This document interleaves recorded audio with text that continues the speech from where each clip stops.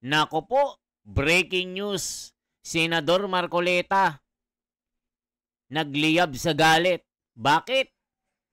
Sinilaban itong si Raffy Tulfo, mga kababayan, na talagang nagpipilit na makipagdebate kay Senator Marcoleta na hindi namang kinakaya ng utak. Itong si Marcoleta, mga kababayan, matalino ito. Sing talino ni Miriam Defensor Santiago.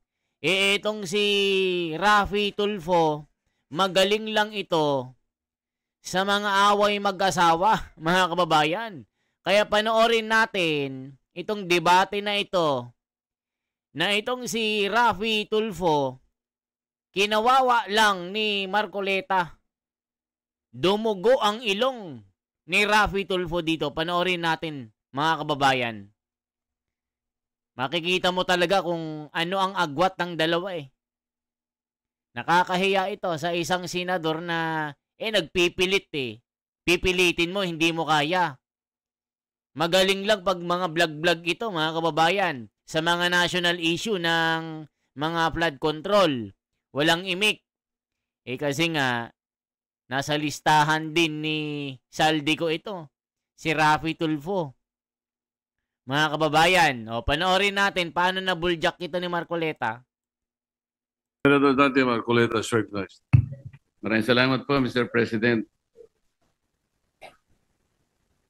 Mr. President, meron po tayong batas, itong Republic Act 11650, na kung tawagin po natin ay Act Instituting a Policy of Inclusion and Services for Learners with Disabilities in Support of Inclusive Education. Sang-ayon po sa Section 13 itong batas na ito, Mr. President,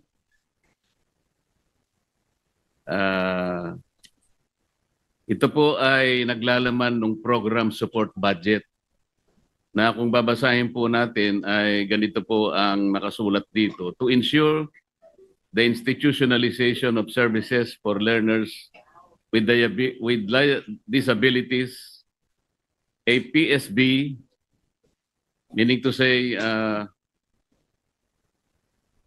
program support budget for learners, shall be included as a line item in the general appropriations of the DepEd. I'd like to find out, Mr. President, dito po sa ating pinag-uusapan o kinukonsider na 2026 budget, particularly on DepEd, meron po bang line item ang PSB, Mr. President? Sang-ayon po sa itinatakda ng batas na ito. I'm gonna look into it, Mr. President. Right now, I'm not aware of that line item in our NEP, Mr. President, but I'll going to look into it, Mr. President. Kasi po, Mr. President, napansin ng representasyon na ito na meron po tayong budget for learning materials for learners with disabilities. Pero wala pong specific line item allocation, halimbawa, doon sa child fine system. Ito po ay napaka-importante, Mr. President, kasi kung wala naman itong child fine system, hindi rin po natin malulocate o ma-identify kung ilan po yung mga mag-aaral natin na merong disabilities sa buong bansa, kung nasa ang eskwela po sila. At hindi rin po natin malalaman kung ilan ang mga naka-enroll sa mga eskwelahan. So mahihirapan po tayo kahit na alam natin na napaka-importanting masuportahan po natin lahat. Ngunit kung hindi naman po natin alam kung sino-sino sila at kung nasaan sila, sapagkat wala nga pong line item na nakalagay sa budget, ito naman po itinatadhana ng batas, mahirapan po tayo, Mr. President. This representation tried since last week to inquire from the LBRMO kung talaga pong nakapaglagay ang DepEd ng line item ayon po sa itinatadhana ng batas. Ngunit hanggang ngayon po ay mukhang sila'y nahihirapan din na tingnan mula sa DepEd. Parang wala nga po, Mr. President. Mr. President, meron po. Ito pala, oh. DepEd budget 100 million pesos for 2026 sa NEP, Provision of Learning Resources for Learners with Disabilities. Sa NEP po yun, Mr. President. Kung titignan po ninyo sa HGAB na wala po yun. But parang parang takot na takot magsalita itong si Raffy Tulfo. Pero pag away mag-asawa, ang galing. Pinapakialaman, pati mga kapitbahay, problema ng pamilya, magaling. Pero pag mga ganito na mga kababayan na national issue na, tahimik. Tignan nyo, parang hindi makasagot-sagot. Marcoleta fires back at Raffy Tulfo rejects Tulfo's proposal. Nako po, kaya pala. Baka hindi naintindihan ni Raffy Tulfo ito. Yung pinaggagawa niya, kaya ni-reject ni Marcoleta. Panoorin natin. Yun po yung hinahanap natin. Ayun, na magic. At ang nakikita po nating malinaw, materialis po for learners for disabilities. Maliwanag po yun. Ngunit kung ang pag-uusapan natin para malocate po natin, nasaan po lahat ang mga mag-aaral po nating may disabilities, wala po tayong magagamit na pantustos dyan sapagkat wala po yung child find system. Hindi lamang po yun, Mr. President. Sana'y nagkakamali po ako pero wala rin po yung hiring of specialists for diagnosis and assessment of LWDs and the prescription of appropriate intervention. Sana nagkakamali din po ako, Mr. President, na wala din po yung to defray expenses in the delivery of related services stated in Section 4P. Ito nga po yung sa transportation and various developmental, corrective and other support services for student with disabilities. Mr. President, kung wala po ang line item na ito na napaka-importante, kahit na po magsama-sama tayong lahat dito, ipahayag natin ang ating interes na tulungan ang ating mga mag-aaral na may disabilities, ngunit may kakulangan po sapagkat na maring kaligtaan po. Napaka-importante po ng line item na ito. Mr. President, kaya ko lamang po sinubukan na maalaman talaga. Sana po ay makita na po natin. Kahit na po tapos na yung individual amendments, Mr. President, siguro po ay ang representasyong ito isusulat sa ating chairman para sa ganon makahanap pa po tayo ng fiscal space. Nakita ko po kasi yung opisina po ng PCO na nagka-doble-doble po yung paglalagay po nila ng gastusin tungkol sa pag-host natin ng ASEAN.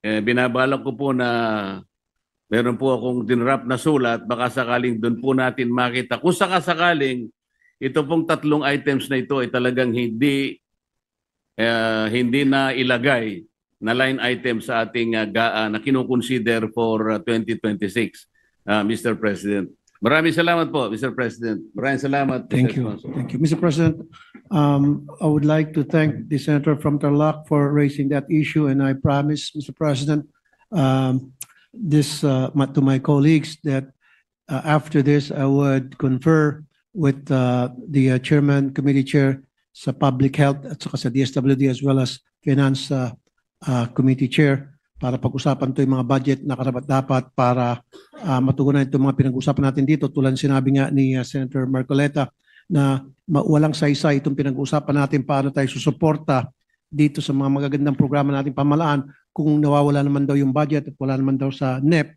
if correct me if I'm wrong. So that has to be addressed right away. Thank you for that, for being a keen observant on that matter, the good Senator from Tarlac. Maraming salamat po, Mr. President. Ako po'y sumusuporta sa atin pong kapatid na senador, Senator Raffy Tulfo, sapagkat ito pong patungkol po sa mga special children. Ito po ay pinag-aralan po natin ng matagal dahil sila po ay kasama po doon sa tinatawag natin na meron pong mga epilepsy, meron pong ADHD, mga cerebral palsy. Yan po ay matagal po natin yung pinag-aralan at ito po talaga ay nangangailangan ng atensyon. Nangangailangan po ito ng pag-aaral pa kung ano po yung mga tamang medisina din na dapat pong ibigay sa kanila. Kaya ito po yung napakagandang pangmumulat po sa ating lahat sapagkat ito po talaga sa panahon na ito, hindi lamang po sa Pilipinas, kundi sa buong mundo, lalo na po sa mga progresibong bansa. Meron na pong mga pag-aaral dito kung paano po ito haharapin. Kaya maraming salamat po sa inyo, Idol. Mabuhay po. Thank you. Thank you, Senator. Senator Joel Villanueva is recognized.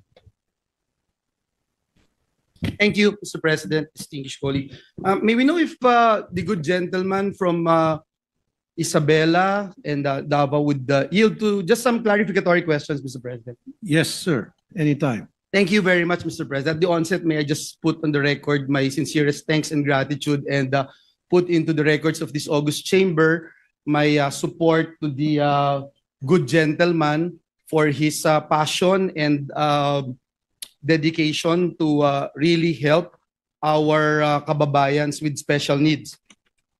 Mr. President, I've been a member of the Senate for quite some time, and I have yet to disclose the fact that this representation is a father of a special kid, Mr. President.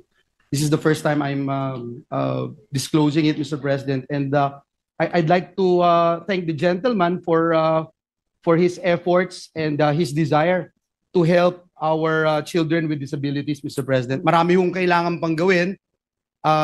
Personal experience, yung hirap, sakripisyo, at yung challenge, Mr. President, to have a special kid, Mr. President. So yung first question ko lang, Mr. President, if the good gentleman is aware of the previously passed law na pinasaho ng Kongreso, yung pong inclusive education, at ano po yung update kung meron man dito para matulungan yung ating mga kababayan with disability. Ang problema ho kasi lagi, syempre Mr. President, distinguished colleague, yung pondo, but at the same time yung challenge on how... Oh, wait lang mga kababayan. Ano sinasabi ng mga komento? Parang galit na si Soto, dismayadong dismayado kapag si Senator Marcoleta ang nagsasalita. Parang nakasimangot nga eh. Salamat, Senator Marcoleta. Good morning sa mga gobyerno, parang kagigising nyo lang sa issue na yan ah. Diyan mo makikita ang may talino at kulang. Di nga abogado, kulang pa sa research. So tignan nyo, ito kasing si Rafi Tulfo, hindi nire-review yung inaano, mga kababayan. Banat ng banat, hindi naman alam. Make sure people works in the government will realize need to stop corruption. All the funds should go to the right departments, not to their pockets. Si Rafi Tulfo, magaling lang pag-away ng mga magkakapit-bahay at away ng magjowa at mag-asawa. Dun ka na babagay. Nako, away ito. Hindi na bago pag Tulfo ang gumawa, tingnan mo na lang ang batas para sa mga seaman, palpak, ayon pinasa pa rin, ayon hindi makatarungang batas. Pangpamilya lang talaga tong sila Tulfo, Heis. Dati kong mangbati ko sa korupsyon, grabe, akala mo papatayin mga korap. Ngayon sobrang tahimik. Parang nasupalpalan, naka.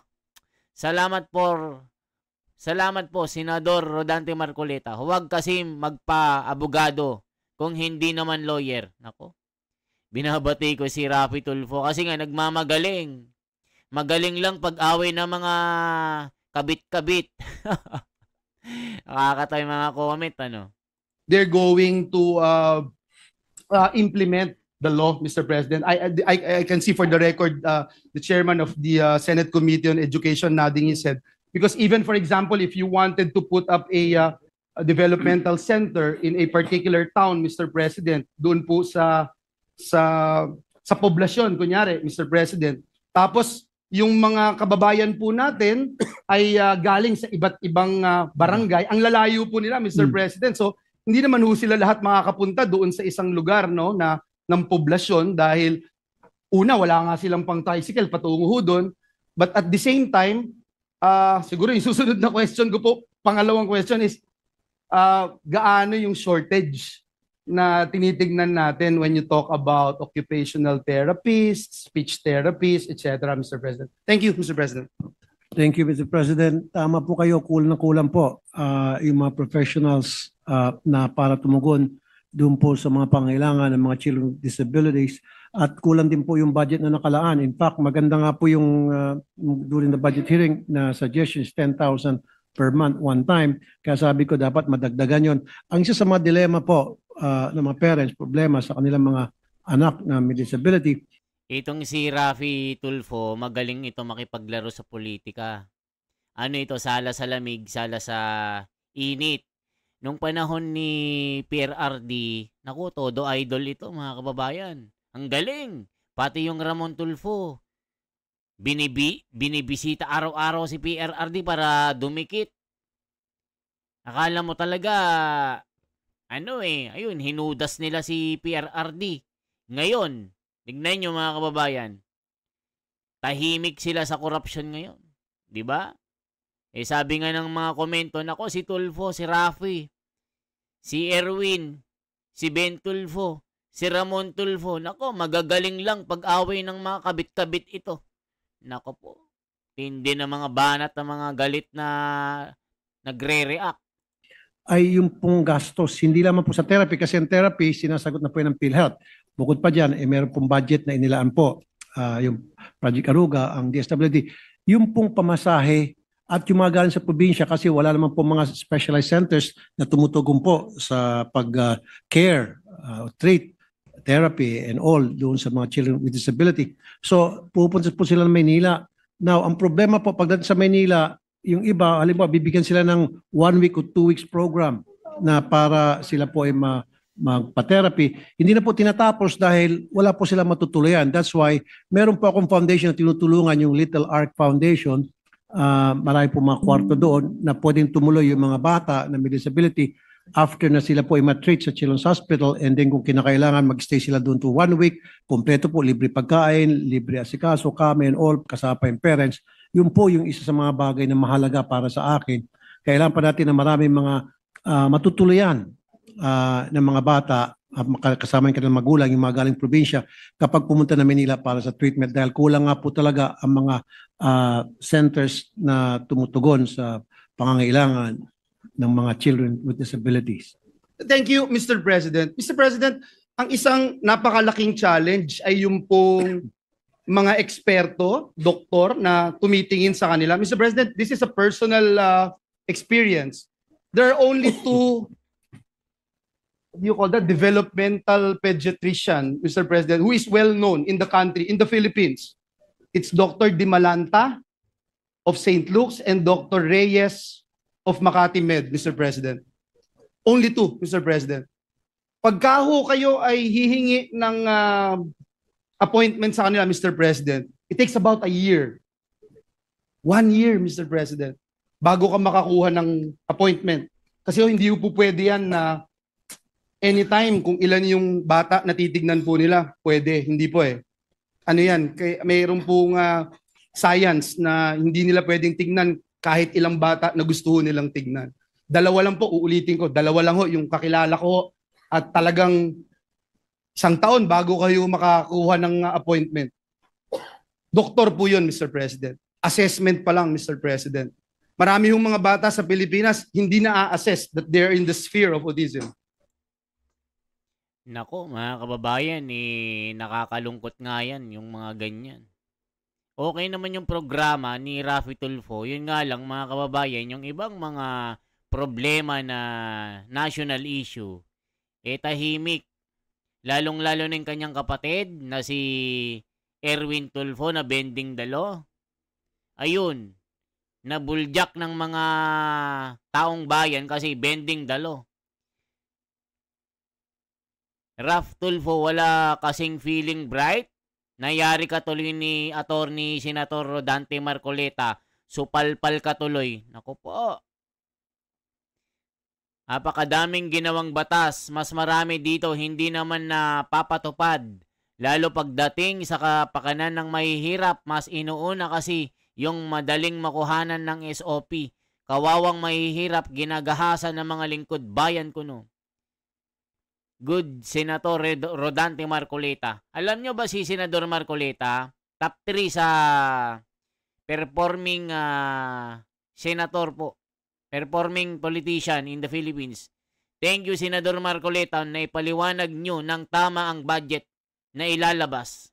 Salamat, Marcoleta. Ang galing nyo. Senator Tulfo, balik ka na lang sa Rapi in action. Mas magaling kang maging mediator ng mga kabit-kabit. Yung mga nag-aaway na magkakapit-bahay, away ng mag-asawa, magjowa, doon ka na lang, sabi ni Abubakar. Dapat talaga yung mga susunod na senador natin, alam ang mga batas. Mahirap talaga pag popular lang. Nagmumukhang tanga sa debate, nako. Eh kung abogado naman ang mga kaharap mo diyan, pipigain ka talaga ni Marcoleta. Kaya ho napakalaking bagay nung autism awareness dahil akala nung iba ang autism ay sakit. Akala nung iba pag may autism hindi na mapapakinabangan. May mga magulang ho sa probinsya na nababalitaan natin, kinukulong po yung anak, pinapadlock, hindi ho pinapalabas ng bahay. If you're a mining pro, then you need to know about the game. So yan po mga kababayan ang mga pasabog ni Senador Marcoleta. Anong masasabi nyo po dito sa nasupalpal na si Rafi Tulfo? Sabi ng iba, feelingero kasi na bright. Makikipagdebate, hindi naman alam yung dinidiscuss. Ayan, nabutasan tuloy. Nakita ni Marcoleta yung problema. O, di ba? Kaya good job, Senador Marcoleta, mabuhay ka. Kaya tinaguri ang top 3 performing politician in the Philippines. Newcomer na senador, number 3. Siya pa yata yung number 1 eh. Okay po? Kaya mga kababayan, yan lamang po ang aking bahagi. Salamat po sa inyo. I-comment nyo po kung taga saan po kayo, mga kababayan ko abroad o OFW. I-like, i-share nyo yung video ito. Salamat po. Mabuhay.